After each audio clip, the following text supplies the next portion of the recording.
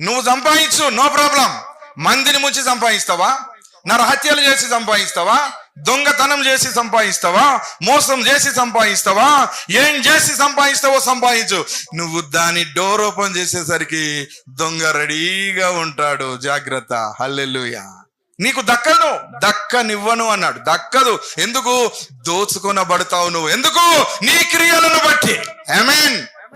ఏ క్రియలను బట్టి? నువ్వు చేసినటువంటి క్రియలు, నీ ప్రవర్తనను బట్టి నువ్వు తప్పకుండా నీ డేరాలు దోచుకోబడతాయి, నీ గుడారాలు దోచుకోబడతాయి. నేను అంటున్నా, ఒక దోపిడీ విధానం ఈరోజు నేను అనకూడదు కానీ వైద్యంలో మంచి దోపిడీ ఉన్నదండి.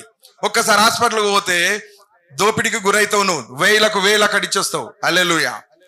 తప్పకుండా దోపిడీకి గురైతావు. అక్కడ కాదా, ఇంకెక్కడ? పంట విషయంలో దోపిడీకి గురైతావు.